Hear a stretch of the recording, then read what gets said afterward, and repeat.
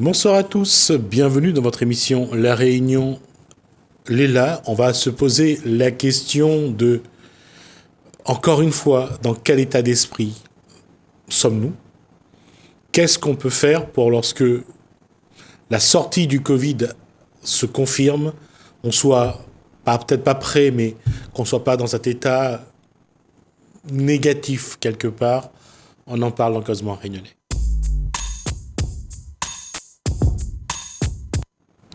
Bonsoir Guy Roger. J'ai dit dans un état négatif. Est-ce que autour de vous, votre environnement, est-ce que il y a un état d'esprit négatif ou bien c'est advienne qui pourra?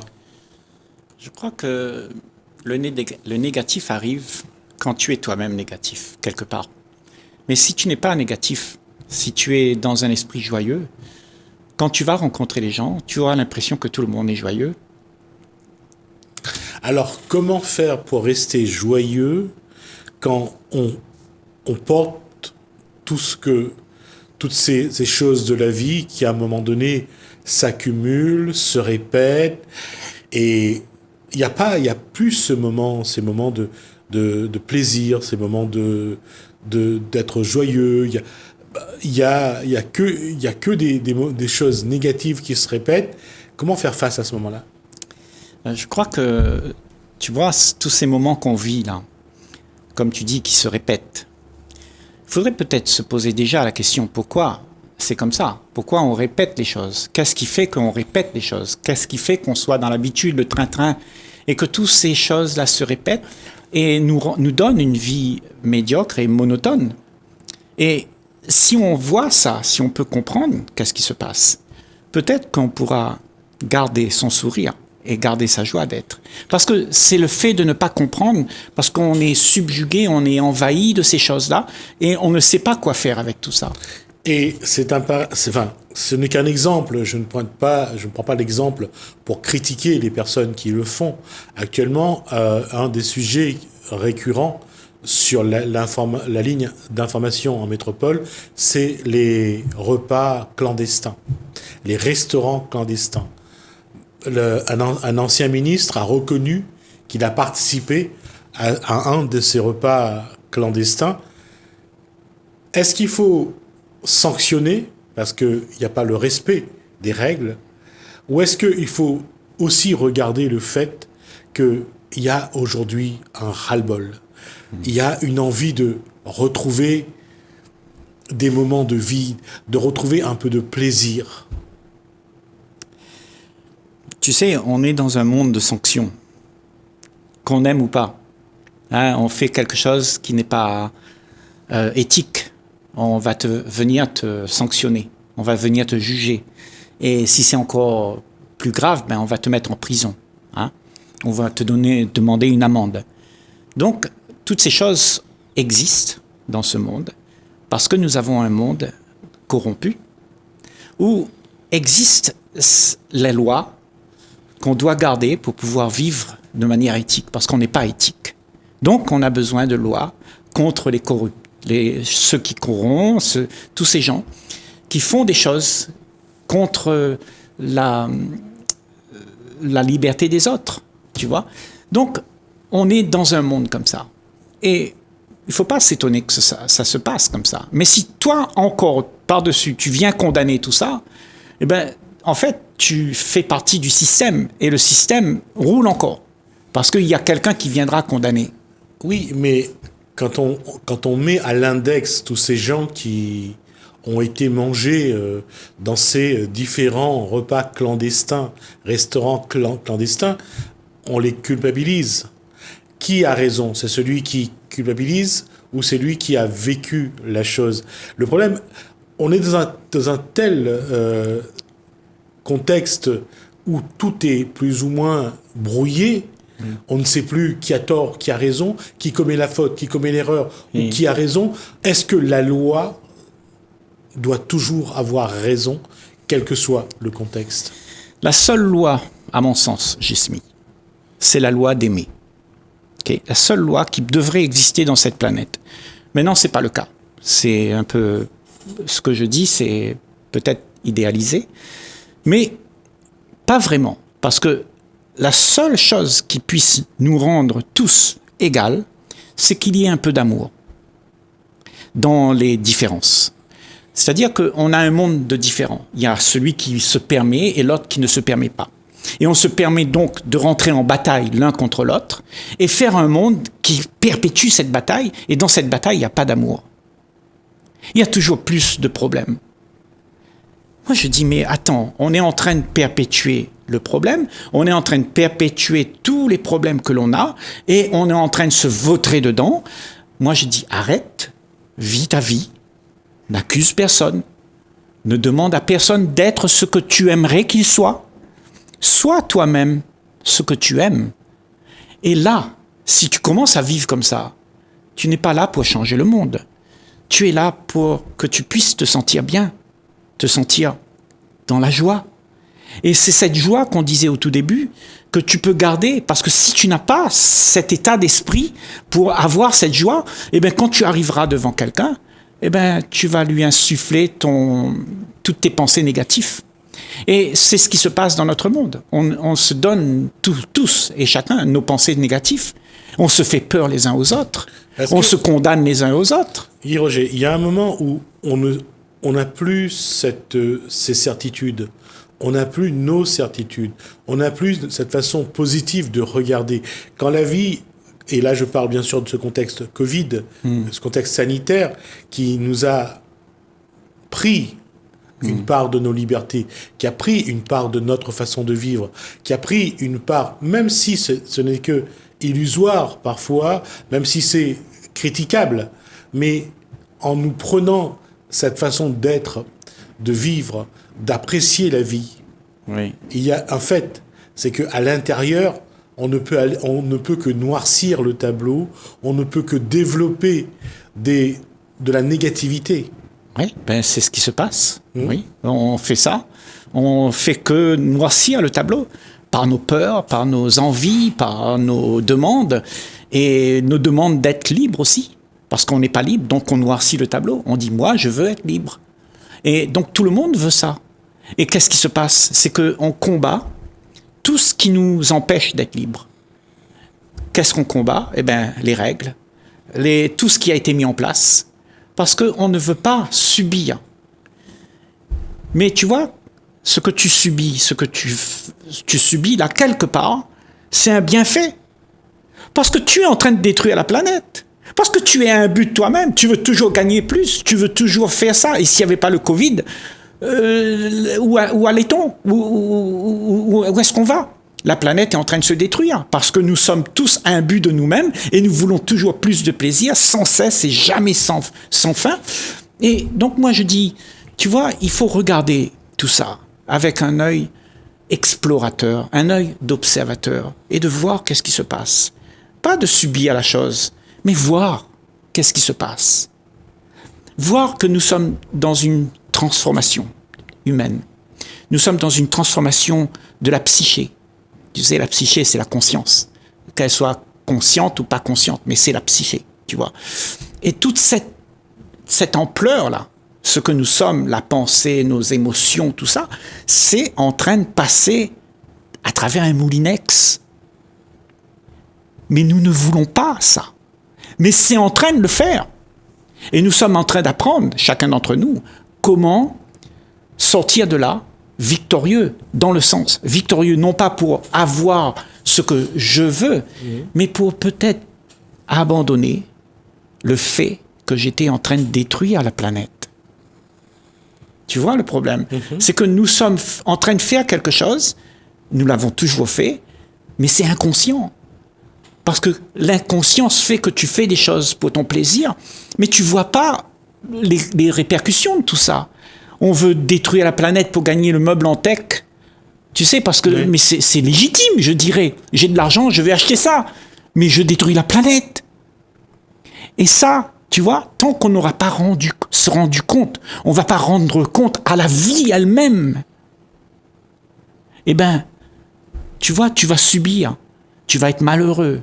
Parce que la vie est toujours là pour faire en sorte que quelque chose arrive, pour te mettre le bâton dans les roues.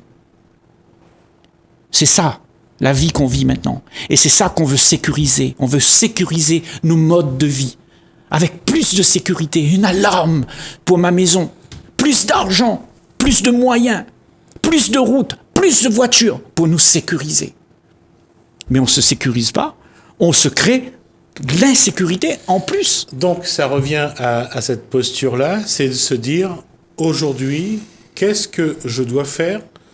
Comment je dois concevoir mon univers, mon monde, et quelle vie je dois créer pour être dans ce monde-là, pour respecter la terre, pour respecter l'environnement, pour me respecter moi, et surtout retrouver des valeurs, parce qu'avec le temps, on les a perdus ou oubliés. C'est ça. On les a perdus et on les a oubliés aussi. Comme on les a perdus, on ne veut plus savoir où est-ce qu'ils sont, donc on cherche quelque chose d'autre, et on cherche l'idéal.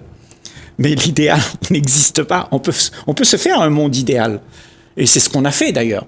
Mais ça n'existe pas, c'est que dans ta tête. Mais la réalité, elle est là. C'est que la vie, elle se vit d'instant en instant. Et celui qui va faire en sorte que cet instant soit spécial, il n'y a que toi. C'est parce que tu es toi-même acteur de ce que tu peux faire. Il n'y a personne qui viendra sur notre planète Terre et nous dire que c'est... Non, on ne fait pas comme ça, c'est comme ça, comme ça. Non, nous sommes nous-mêmes en train de détruire et nous sommes nous-mêmes les responsables qui doivent voir que c'est nous-mêmes qui détruisons. Donc, on doit prendre conscience que ce que nous faisons n'était pas quelque chose qui va nous apporter du bonheur, ni à soi, ni aux autres. Nous sommes en train de nous rivaliser les uns les autres. On se méfie les uns les autres, de plus en plus. On se met dans des situations où l'individualisme prône. Ma voiture, mon argent, et c'est violent tout ça. Tu vois ? Et on ne voit pas cette violence. On croit que c'est légitime. On vit comme ça depuis longtemps. Mais on s'est habitué. On dit c'est normal, c'est comme ça, et ça doit être comme ça. Donc on fait des lois, on fait des prisons, on arrange tout pour que tout soit en sécurité. C'est justement ça qui, quand on regarde aujourd'hui, je pense que c'est ça qui perturbe aussi, c'est que tous ces cadres, toutes ces cases qu'on a mis, qu'on a ordonnées pour que la vie se déroule comme presque du papier à musique, et ça soit bien ordonné, oui. D'un coup, tout ça a volé en éclats. Exactement. Alors, comment... Et déjà, d'une part, c'est comment effacer, tourner cette page, oui. Pour ensuite avoir, je dirais, l'esprit tranquille, le champ libre, pour construire quelque chose qui soit beaucoup plus humaine, qui correspond beaucoup à ce que l'on est, chaque individu. Oui, surtout ce que l'on est. Parce que ce que l'on est, tu sais, si tu vois vraiment qui tu es, mais pas ce que tu aimerais être. Tu sais, parce que ce qu'on aimerait être, c'est une fabulation, tu vois. Et quand il n'y a pas cette activité d'être ce qu'on aimerait, tu sais, devenir pour pouvoir avoir son bien-être et tout ça, parce qu'on doit devenir. Tu sais, on doit gagner de l'argent, on doit être patron, on doit être ceci, on doit être cela, ouvrier, on doit s'amasser. Mais quand il n'y a pas ça, quand il n'y a pas cette activité, alors à ce moment-là, ce que tu es n'a rien à voir avec l'activité de celui qui veut. Parce que celui qui veut, il est insatiable. Il n'a jamais envie de s'arrêter, de vouloir. Et c'est lui qui fait tout le problème de notre société. Et non seulement ça commence dans nos propres familles, mais ça s'élargit après, ça va dans nos gouvernements, dans nos élites, et ça va exponentiellement là-bas. Tu vois ? Et donc, moi je dis, si tu veux un monde, si tu veux vivre heureux, donc vois pour toi-même, non pas pour changer le monde, mais change-toi pour voir où tu peux vivre sans conflit avec ton environnement. Voir que tu n'as pas besoin d'acquérir à outrance, tu vois ? Parce que nous avons seulement besoin de manger, dormir, se vêtir. Ok ? Et après, qu'est-ce que tu as besoin ? Tu as besoin du dernier cri de téléphone, tout ça. Quand tu prends ça là, eh ben ça, c'est comme si la pensée que tu avais, eh ben elle avait trouvé un trésor et elle veut encore plus. Elle veut jamais s'arrêter. Alors que c'est pas un trésor, c'est un bout de tôle qu'on a trouvé là-bas. Alors déjà, quand on fait ce constat, la société de consommation a conditionné l'individu.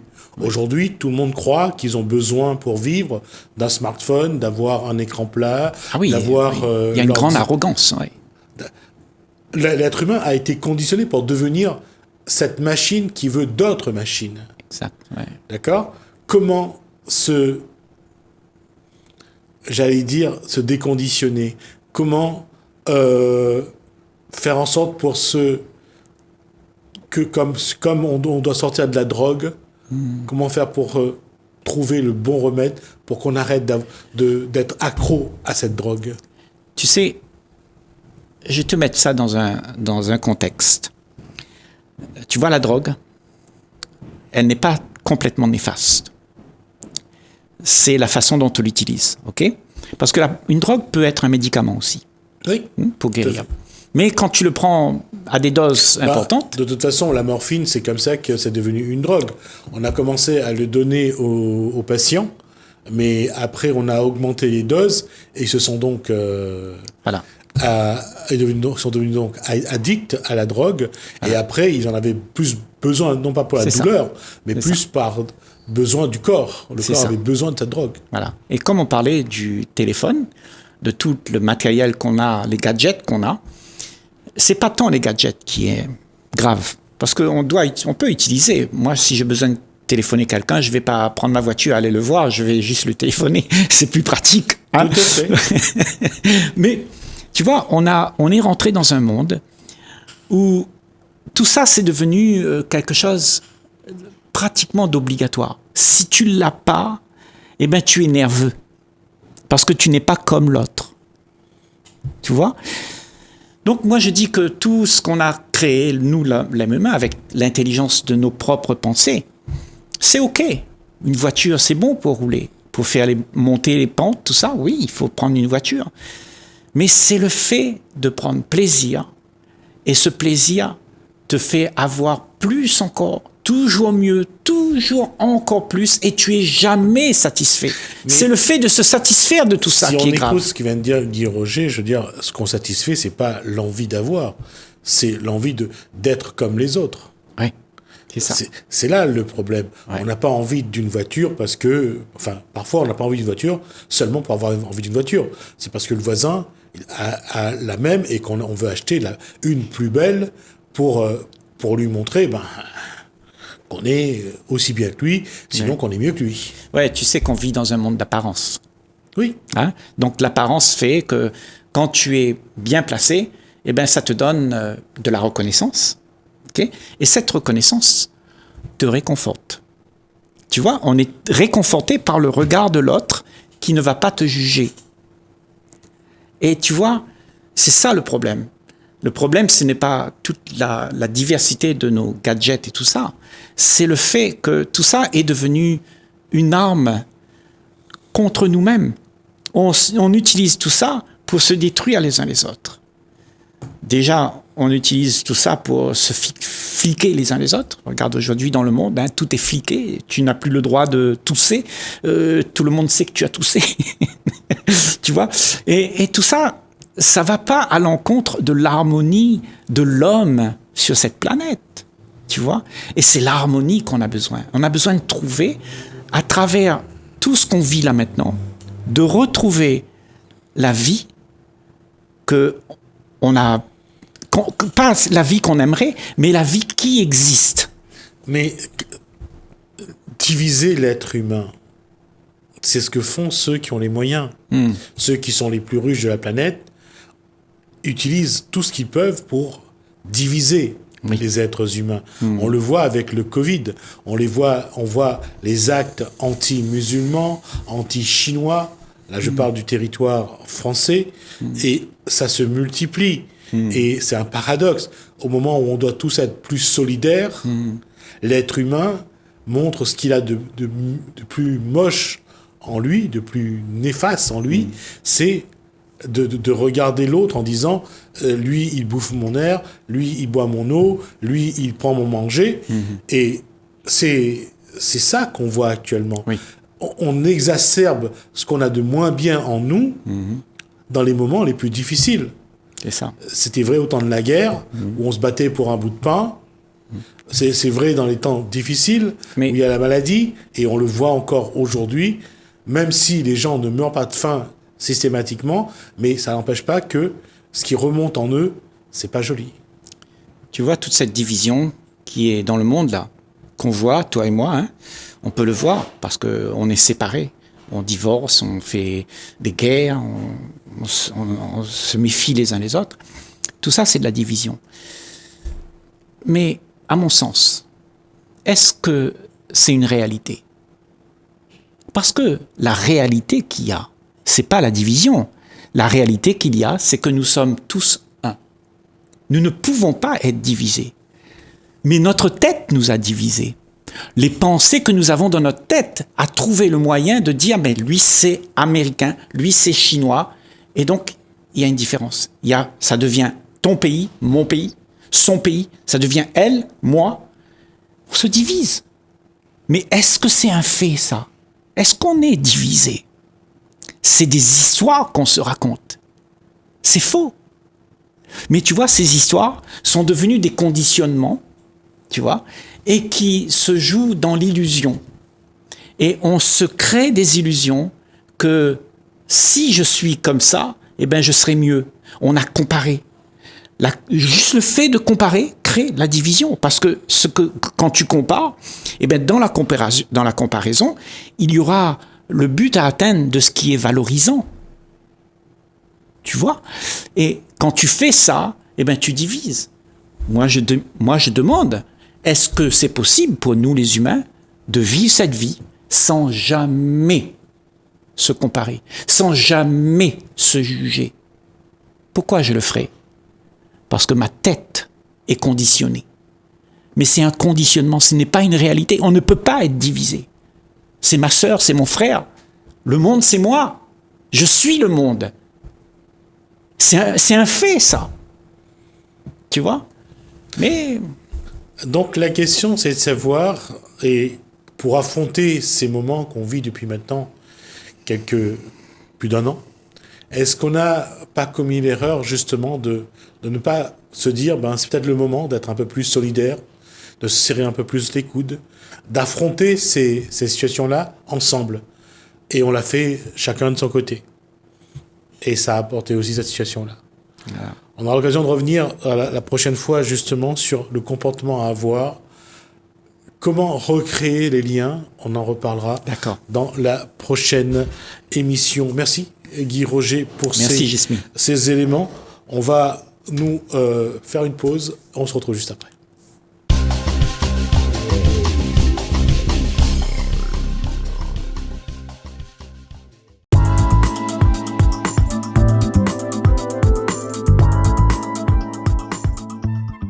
En quelle année vous avez commencé comme facteur ? Oula, j'ai fait mon concours en 66, mais après j'étais à l'armée entre-temps, mais on peut compter à 68. Voilà, j'ai commencé à 68 à Paris 16. Voilà. Comment, entre 1968 à, on va dire, les années 90 déjà, comment a évolué ce métier ?